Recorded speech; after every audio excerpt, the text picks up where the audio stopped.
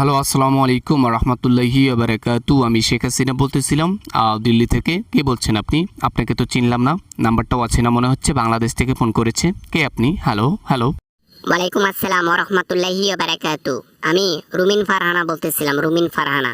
Madam, আপনি নাকি বাংলাদেশে চলে আসবেন? কবে আসতেছেন ম্যাডাম? আপনার জন্য অপেক্ষা করতেছি আমি। রুমিন ফারহানা, যেইখানে রাত সেইখানেই কাইত, তাই না? একবার বিএমপি, একবার অমুক, একবার জাতীয় পার্টি। আপনার দলের কোনো ঠিক নেই। শেষে বিএমপি আপনাকে কি করলো? কোনো মূল্যই দিল না। অতএব আওয়ামী লীগে যোগ দেন, লাভ আছে। কোন আওয়ামী লীগে যোগ দেব? যে আওয়ামী লীগ মানুষের প্রাণ নিয়ে চলে গেল, গণহত্যা করে চলে গেল, বড় অঙ্কের টাকা লুটপাট করে চলে গেল, দেশকে ঋণের মধ্যে ফেলাইতে চলে গেল, সেই আওয়ামী লীগকে যোগ দেব আমি আমার মতো রুমিন ফারহানা? No way. আহা হা হা রে, আওয়ামী লীগের মতো দল আছে কোনো? একটা সময় টাকার বস্তাও বাবা। এখন তো ক্ষমতায় নাই জন্য কিছু হইতেছে না। যখন আমি ক্ষমতায় যাব তখন খালি টাকায় টাকা, টাকায় টাকা। জনগণের কষ্টের টাকা খাইয়া কোনো লাভ আছে? আপনি যে টাকাগুলো নিয়ে গেছেন, জিন্দগি ভর খাইলেও শেষ হবে না। উল্টো কি হইল? জনগণের ক্ষতি হইল। অভিশাপ কুড়াইলেন। মাটির তলেও শান্তি পাবেন না, জাহান্নামে চলে যাবেন। আহা রে, কি ইমানদার কথা বলতেছে। তাতে মনে হয় তোমরা ঘুষি খাও না, তুমি টাকায় খাও না। হ্যাঁ, তোমার মতো রুমিন ফারহানাকে আমি চিনি। তুমি উপরে মিল দিয়ে নিচে খিল দেওয়াইয়া লোক, তোমাকে তো চিনি আমি। যাই হোক, আমি তো উপরে মিল দিয়ে নিচে খাওয়াইয়া, আপনি তো ওপেনে খাওয়াইয়ে। বুঝো নাই ব্যাপারটা? আমাদের তো কোনো প্রমাণ নেই, কিন্তু আপনার অসংখ্য প্রমাণ রয়েছে। কত প্রমাণ নেবেন? চুরির, আপনি লোক হত্যা করে চলে গেছেন, সবকিছু ডকুমেন্ট আকারেই রয়েছে। না মানে আর কি। দেখো রুমিন ফারহানা, এইবার দেশে যাব, ডিসেম্বর মাসে দেশে যাব।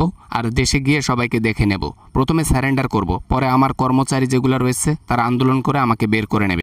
গাছে কাঁঠাল আর গোপে তেল। যে মুরগি বেশি কটকটায় সে মুরগি ডিম দেয় কম। আপনার অবস্থা ঠিক সেরকম হয়ে গেছে। এর আগে অনেকবার বলেছেন আসবেন, কবে জানি বলে ফেলেন। না, আর যাওয়া হবে না। আরে বেটা, থাক থাক থাক, এইবার যাব, এইবার বাংলাদেশের লোককেও দেখার কথা আছে, নেতাদেরকেও দেখার কথা আছে। স্যারেন্ডার করব, বাকিটা ইতিহাস করবে আমার বাইরের লোকগুলো। আওয়ামী লীগের পোলাপানরাও এখন বোঝে, দুই টুপলা খিচড়ির জন্য আন্দোলন করে এভাবে জীবনকে রিস্কে ফেলার চেয়ে বাড়িতে বসে থাকা অনেক ভালো। তারা এখন বুঝতে পেরেছে আওয়ামী লীগ কিভাবে লোক চালায়। বুঝতে পেরেছেন?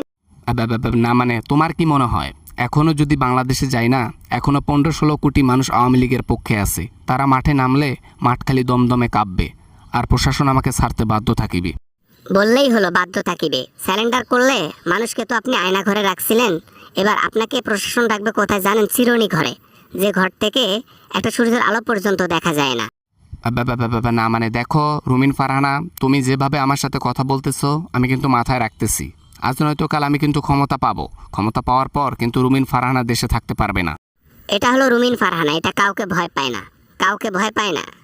আমি এই আন্দাজ দেশের মধ্যে থেকে বড় বড় রাজনীতিবিদের সাথে লড়ে নিজে স্বতন্ত্র করে নির্বাচিত হয়েছে। আমাকে ঠেকাবে কে? বড় বড় লেকচার মারতেছো, লেকচারটা অন্য কোথায় গিয়ে মারো। ডিসেম্বরে আসতেছি দেশে, দেখবা তারপরে হাসিনার খেলা। এই হাসিনার খেলা শুরু হবে, শেষ হবে না। বছর কা বছর জেলে আমাকে রাখতে পারবে না, বুঝছো? সেটা আগে আসেন, তারপর কথা বলেন। নাই আসতে যে ভকর ভকর শুরু করে দিচ্ছেন, নাই কোনো ভিডিও বার্তা, নাই কোনো স্ট্যাটাস। হাসিনা যে কখন কি করলো বললো সেটার কোনো ডকুমেন্টই নেই। শেখ হাসিনার ডকুমেন্ট লাগে না, শেখ হাসিনা ডকুমেন্ট দিয়ে কথা বলে না।